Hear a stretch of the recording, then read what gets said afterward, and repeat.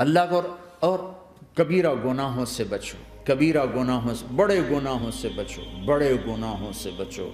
چھوٹے گناہ ہوتے رہتے ہیں اور اللہ بھی درگزر کرتا ہے، بڑے گناہوں سے بچو، وہ بھی ہو جائیں توبہ کر لو معاف، توبہ کر لو معاف۔ ماں باپ کی نافرمانی بڑا گناہ ہے۔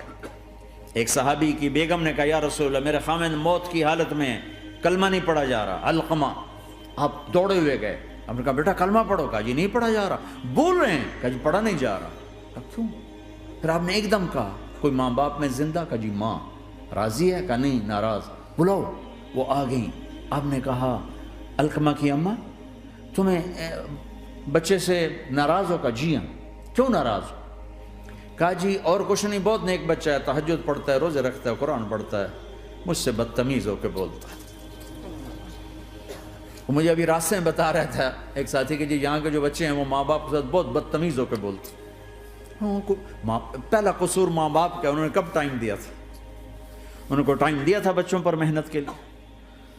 کہا یا رسول اللہ اور کچھ نہیں ہے، بدتمیز ہو کے بولتا ہے۔ تو آپ نے کہا معاف کر دے، کہا میرا دل ٹوٹا ہوا ہے۔ آپ نے کہا اچھا اگر میں اسے آگ لگاؤں پھر سفارش کرو گی، معاف کرو گی؟ کہا پھر تو کروں گی، اتنا تو میں نہیں سہ سکتی۔ کہ اگر تو نے معاف نہ کیا تو سیدھا اللہ کی آگ میں جائے گا۔ ہے کون؟ صحابی۔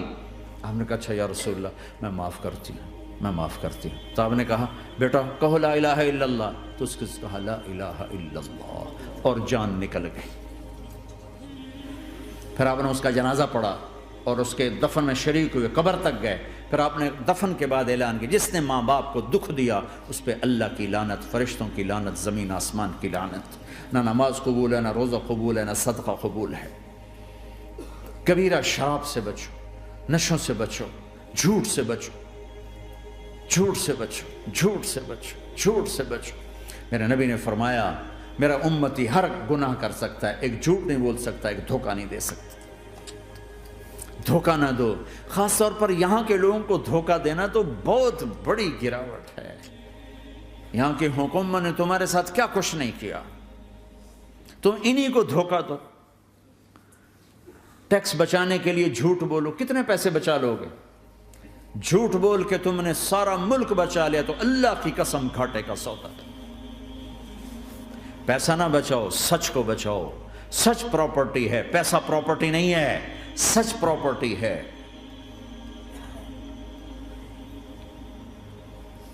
ہمارے ملکوں میں تو لوگ ٹیکس نہیں دیتے کہ حکومتیں کچھ لگاتی ہیں کچھ کھا جاتی ہیں، یہاں تو سارا تم پہ لگاتے ہیں۔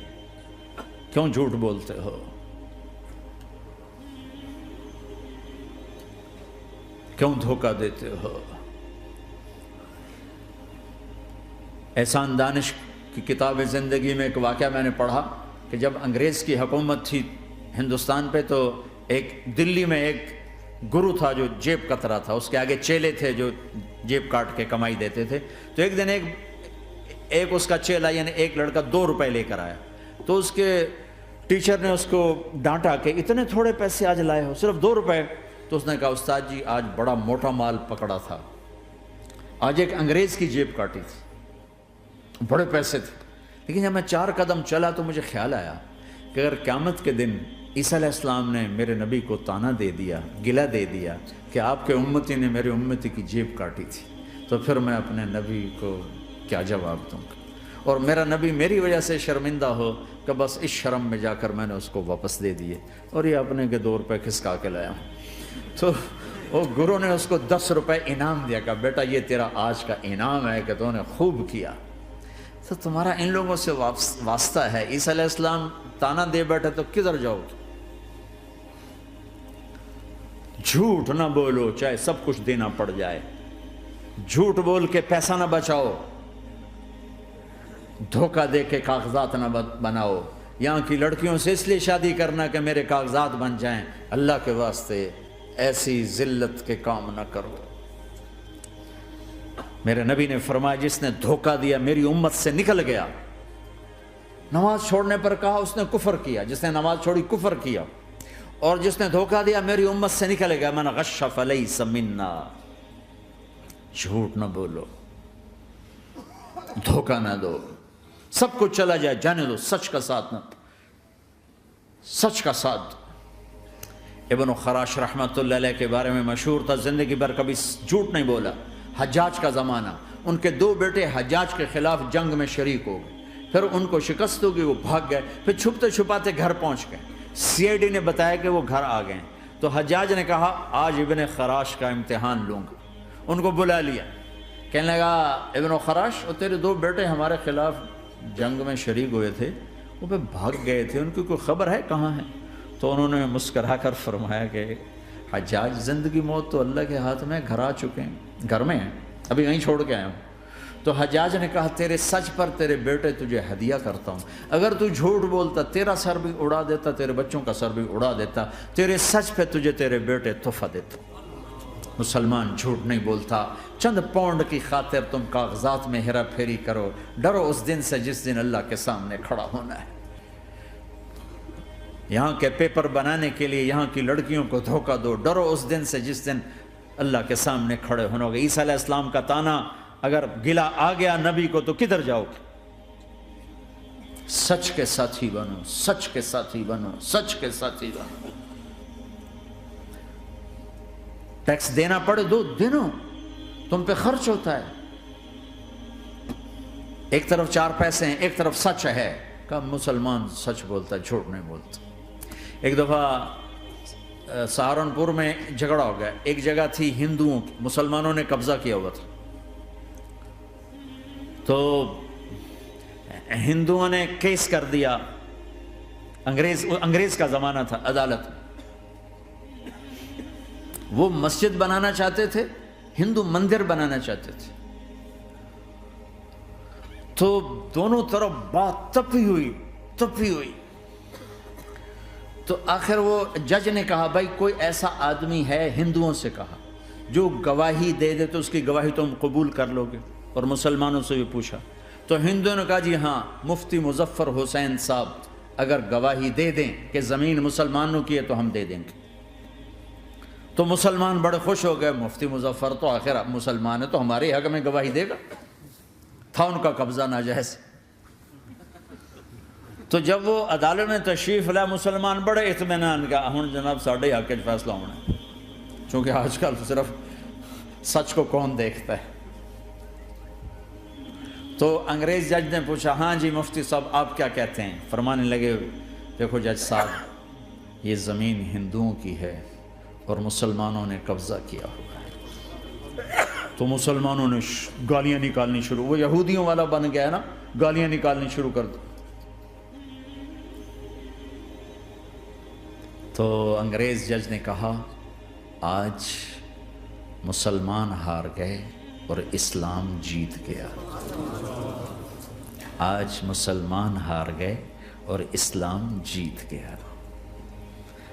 اپنی ہار مان کے اسلام کو جتاتا، سچ بول کے اسلام کو جتاتا۔ جھوٹ کے ساتھی نہ بنو، سچ کے ساتھی۔ جھوٹ کے کاغذ بنا کر کوئی بینیفٹ حاصل نہ کرو۔ میں نیوزی لینڈ گیا، میں حیران ہو گیا، 1 ہفتہ میں رہا، ڈپریشن کا شکار رہا کہ مجھے بتایا گیا کہ پورے نیوزی لینڈ میں ایک آدمی جھوٹ نہیں بولتا سوائے پاکستانیوں کے، بنگالیوں کے اور انڈین۔ جو بنگالی، جو پاکستانی، جو انڈین پہنچے یہ جھوٹ بولتے ہیں، ہیرا پھیری کرتے ہیں، ان میں ایک آدمی جھوٹ نہیں بولتا۔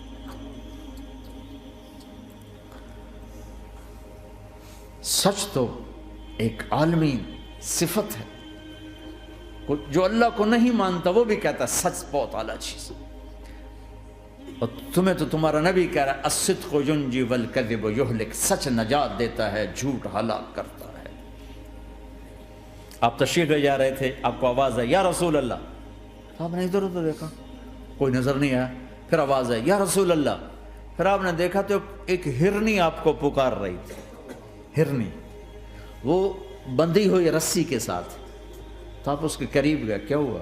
کہ آپ کا ساتھی مجھے پکڑ کے لایا ہے، میرے چھوٹے چھوٹے بچے ہیں، بھوک سے وہ تڑپ رہے ہوں گے، آپ مجھے چھوڑ دیں، میں ان کو دودھ پلا کے واپس آ جاتا ہوں۔ اب وہ پرائی چیز ہے، تو آپ نے کہا اگر تو واپس نہ آئی تو پھر، کہ اگر میں واپس نہ آئی تو اللہ مجھے آگ میں ڈال دے، جہنم۔